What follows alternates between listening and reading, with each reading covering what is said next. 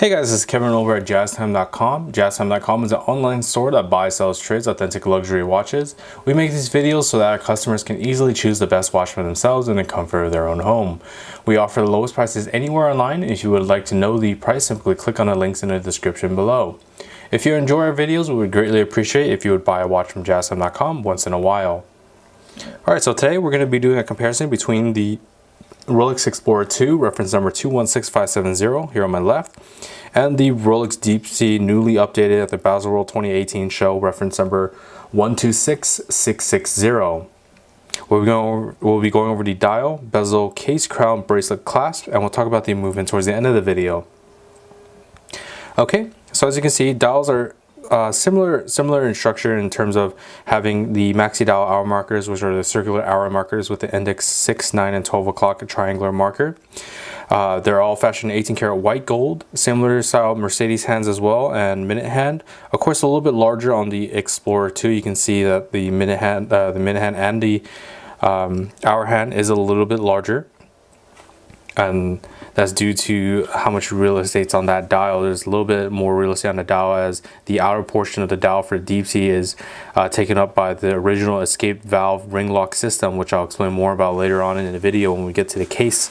But besides that, we have the date window at the 3 o'clock position, Cyclops lens on top of that sapphire crystal for the Explorer 2. And the reasoning for that is so it magnifies the date for easier viewing of it.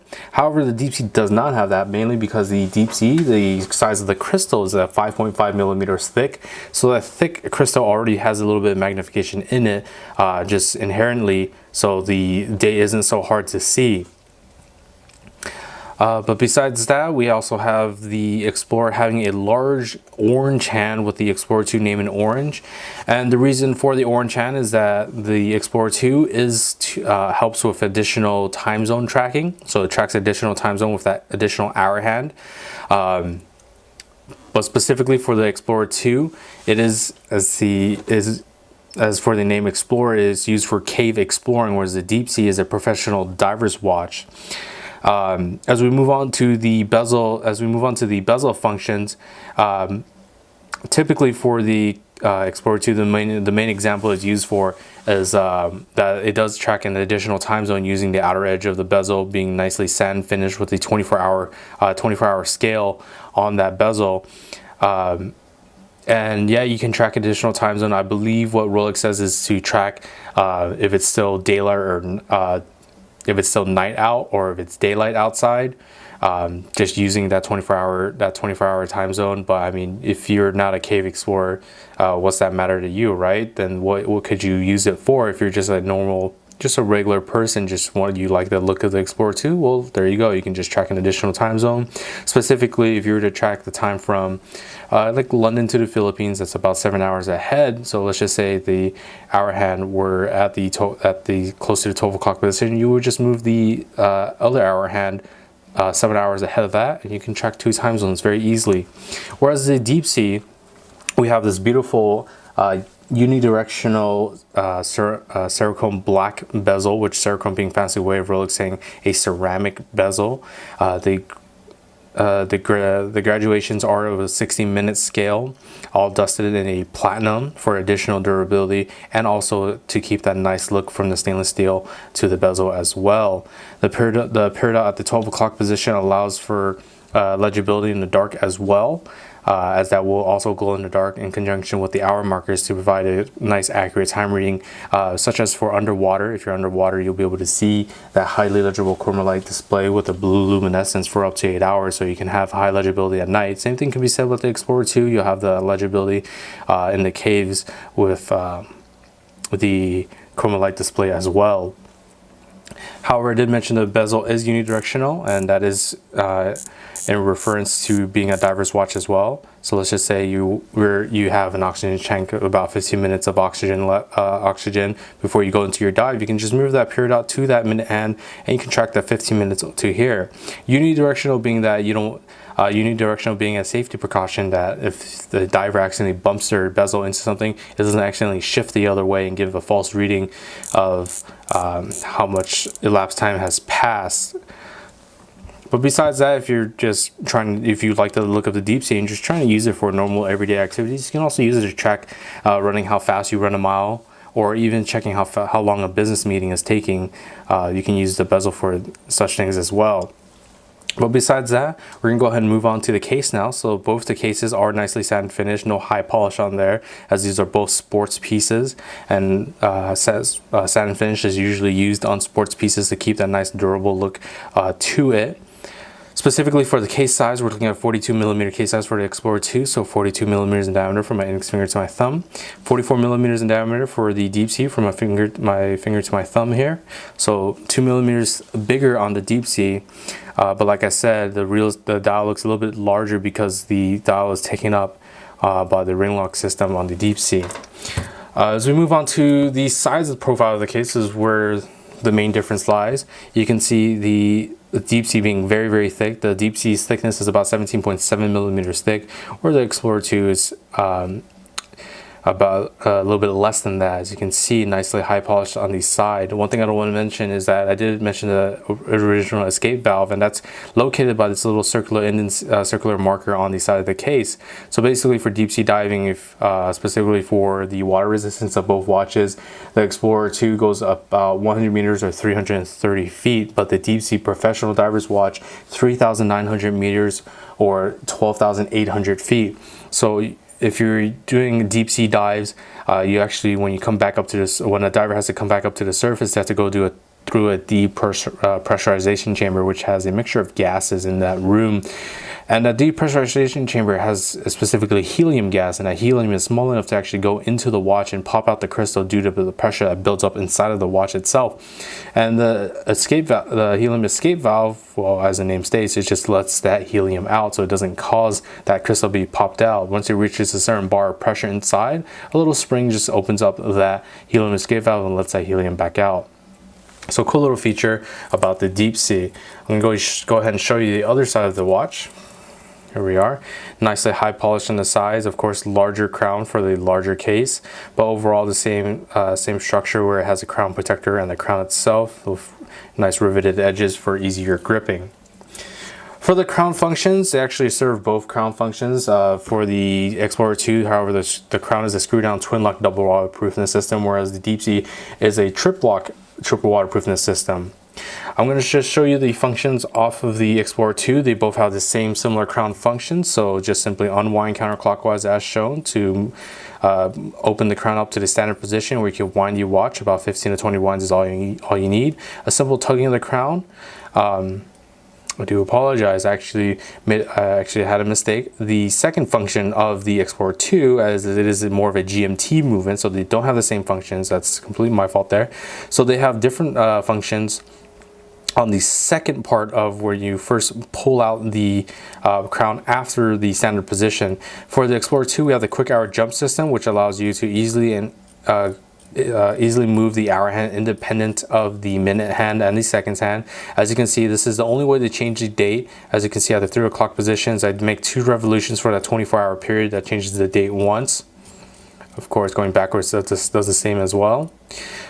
And like I said, from London to Philippines, let's just use the hour hand once more, so that 7 hours ahead, you just go 1, 2, 3, 4, 5, 6, 7. There you are, and you're tracking 2 time zones. You have your away time, which would be marked by your orange hand, and you can track the London time, and then the Philippines time of where you currently are with the main Mercedes hand. Pulling the crown out to the final position will stop that second hand. As you can see, it has stopped moving, and you can adjust the hands bidirectionally however you like. Of course, that also moves that additional hour hand as well. Okay, so pressing the crown back in, we'll start that second hand once more, and always make sure to screw the crown nice in and tight against the case, as you want to keep the crown protector within its crown protector and that water resistance of 100 meters or 330 feet for this watch.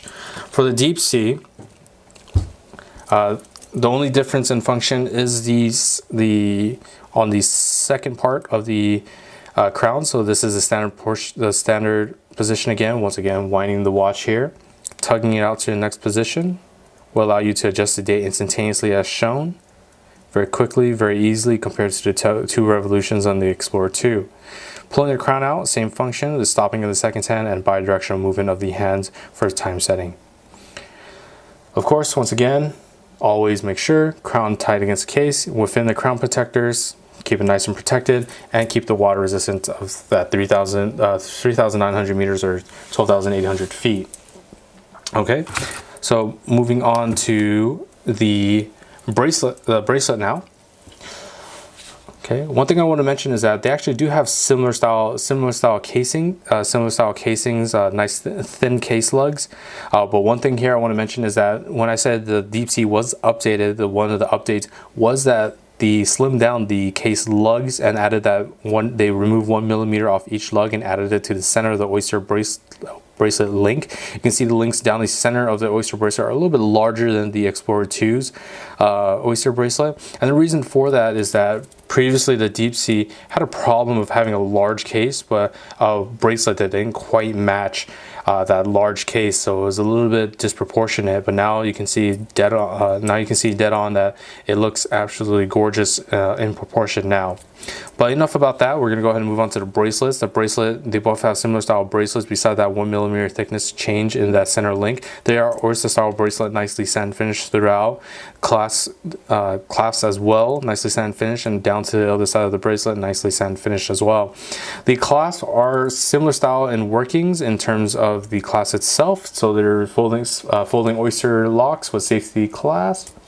So I'll go ahead and open those up really quickly here. So that's the safety lock.